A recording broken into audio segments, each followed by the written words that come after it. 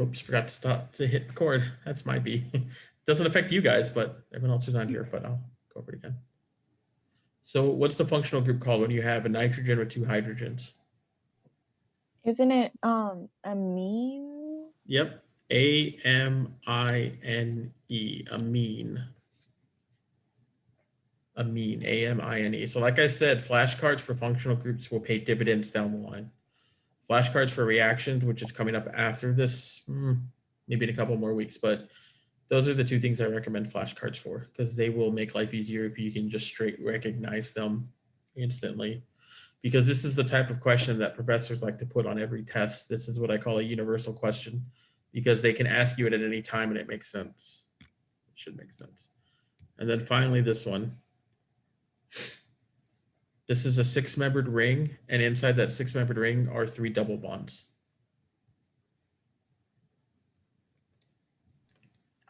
Aromatic. You can call it a phenyl group. You can call it aromatic. Either one works. Like that.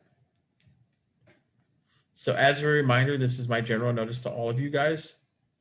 Go with whatever your professor tells you. I am just a friend helping you out. I'm not your professor anymore. So if I tell you something, but Dr. Dewis told you to do something else, do what Dr. Dewis tells you. Because I do not want to get a phone call from Jennifer that says, Terry, why are my kids telling me that you're telling them to do this? I don't want to be that phone call. And I want to be clear. I will sell you out the drop of the hat. And I'll say, hey, they called me and asked me some questions. And I started the conversation with, do whatever your professor tells you, but I will help you understand something. So just make sure that you never end a conversation with your professor that says, well, Terry said, because again, I will sell you out. Drop of a hat. I will accuse you of cheating. That's how quick, that's how fast I will sell you out. I don't really talk to her. I'm scared of her. So She's so nice. I would say the only professor you should be afraid of. Bushman. Biology. Oh, yeah, Bushman, I could see. I'm going to have to score up. I still have to score up with her. I promised some other kids I would. I swear, Dewis is the sweetest woman ever. I couldn't even make that up. She's so cool to talk to. I email back and forth with her. She's really nice. I haven't been in person, though. Has anyone gone in person? I went to recitation last week. Okay. Yeah. Did you guys talk about these functional groups at all in terms of having to draw them? I don't want to do stuff if okay, we'll skip past this. Not for the exam, yeah. Okay, nomenclature practice problem. So why don't you guys try and do A and B, and then I'll give you a minute and then I will draw them. I'm going to sit here and play with my phone.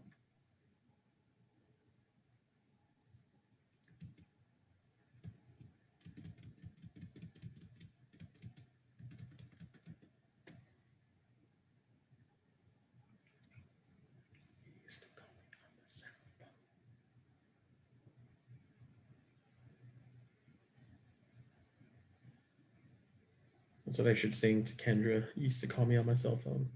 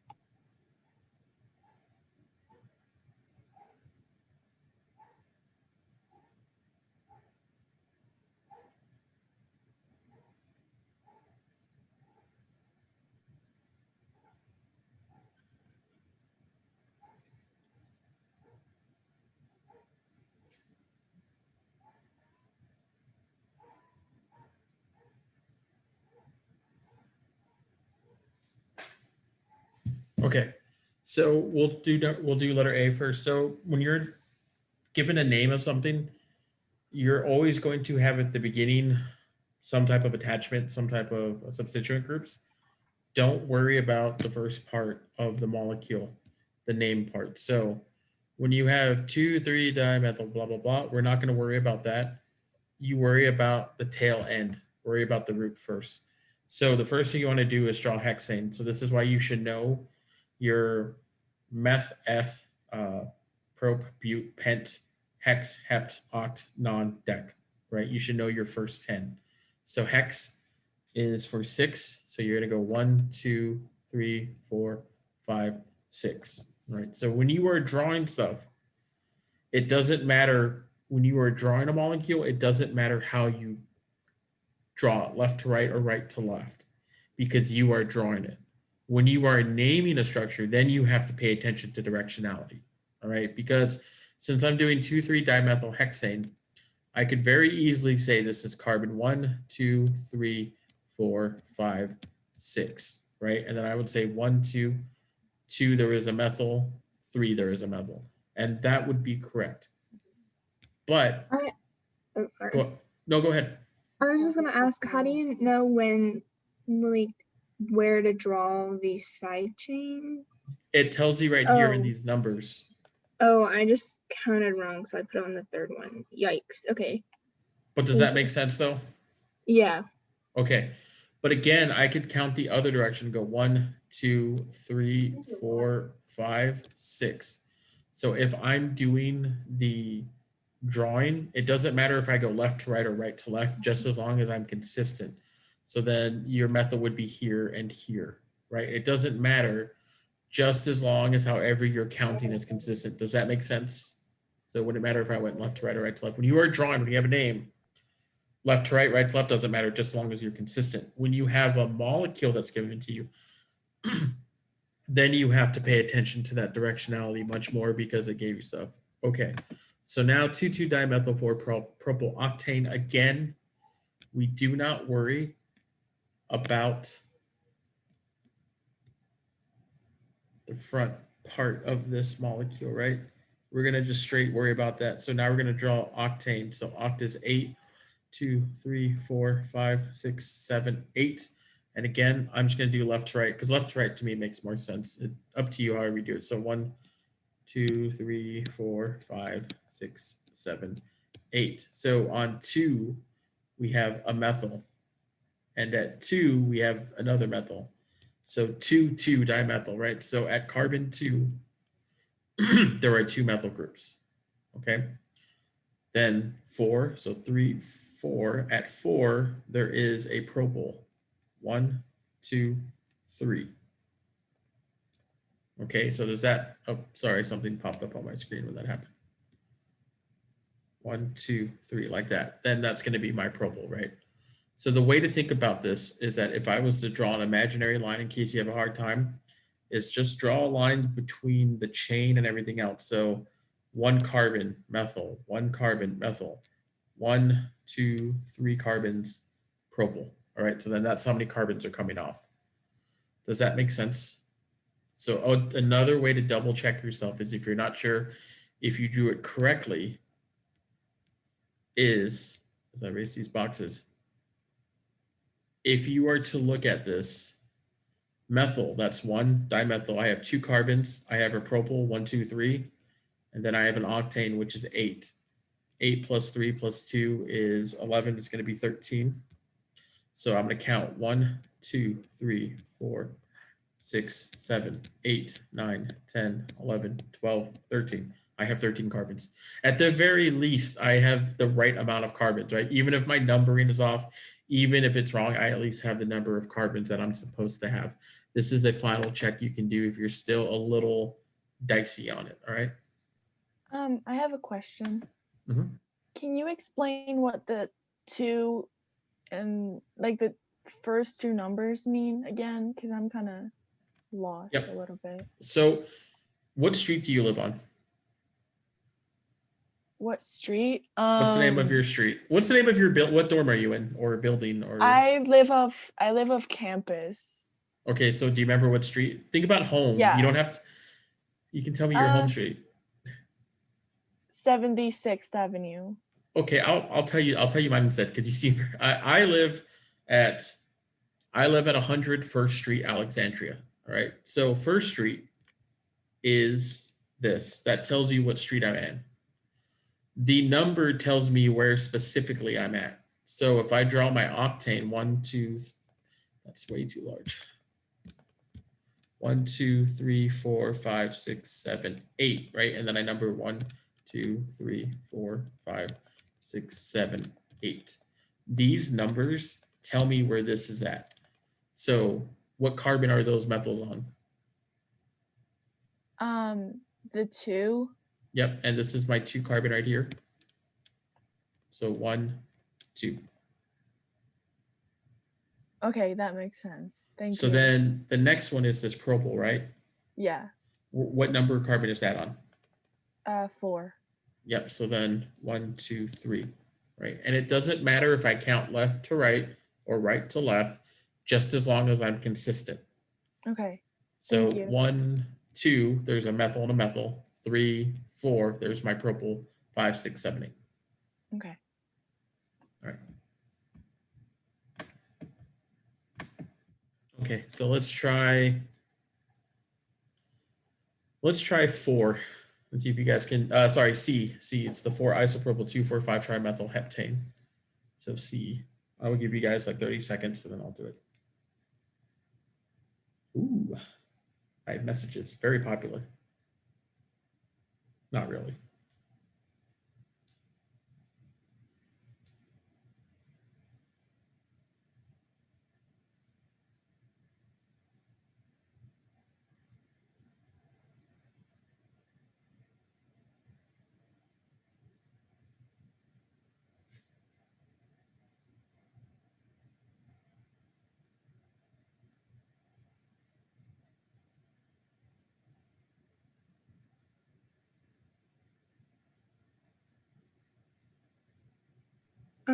I have a quick question on C, or should I just wait? Let me draw it first, and then you can see. Okay.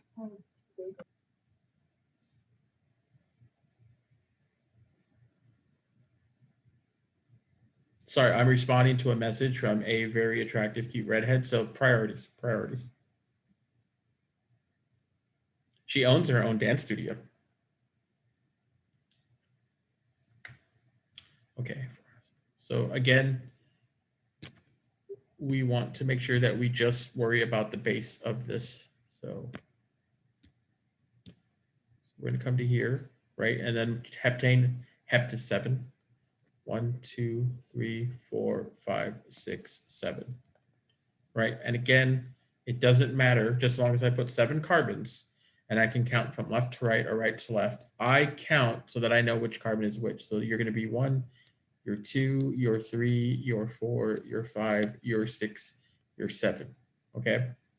So now I'm just going to go from left to right and add everything I see. At carbon 4, I have an isopropyl group. So an isopropyl group looks like a Y shape. Yep. There's 3 carbons there. It's a Y shape. Then I go to carbon 2, there's a methyl. Carbon 4, there's a methyl. Carbon 5, there's a methyl. And that's it. Did I answer your question or other question? Okay, so the 4 isopropyl is just saying that there's 3, is it methyl groups on An 4? isopropyl group is this: CH3, CH, CH3 connected to whatever. So when I draw that, it looks like a Y shape. Okay. That's an isopropyl group. So is the prop part just saying like there's 3 bonds? There's 3 carbons. Or 3 carbons? Okay, so when it's saying 4 isopropyl, it's just saying there is an isopropyl group on the 4th. And then 2, 4, 5 trimethyl is that there's 3 methyl groups, but they're on 2, 4, and 5. Correct. Okay. Feel better? Yes, thank you. Okay.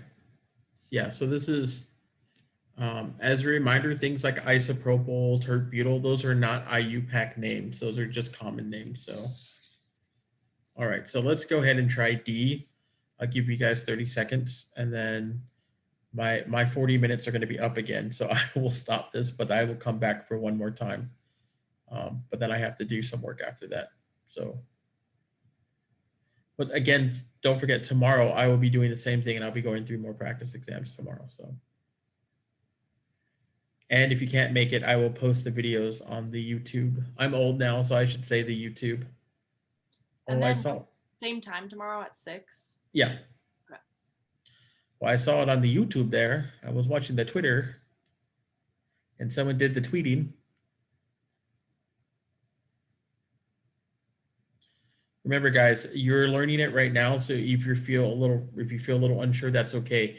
When you sleep, patterns start forming in your brain. So you're going to feel better about it when you wake up in the morning. Don't feel like you have to know it at this moment. Sleep actually contributes, like put stuff permanently in your head. So this is why you need to get REM sleep. When you take biochemistry, you'll learn this. I don't think I want to be dreaming about this. It's not dreaming about this. It's any type of dreaming. It commits your memories permanently, just that act of you dreaming. Your brain chemistry is always very weird. So, I mean, you can dream about it all you want. Don't let me stop you. You live the dream you need to live. I used to dream about cells when I first started like learning about them. Yeah, it was so weird.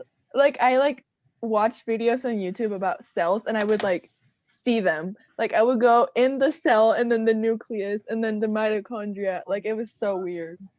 That sounds like you were actually dreaming like about the magic school bus, like you were on it.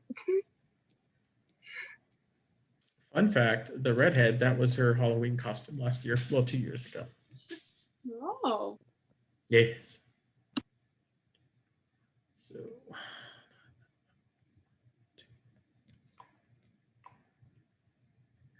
When it said, okay, so I know at least we learned in class when something is methyl ethyl. we'll go over that, but this is what your picture should be. My videos, my thing's about to kick us out. So I'm gonna have to reopen it again, but this is what your structure will be. And if it matches, great. When I come back, I will explain. So again, quick 2-minute break. I will reopen this and we'll go again. And hopefully we can finish some questions. So don't worry. You guys are doing great. You're gonna do fine. We'll come back in a couple of minutes.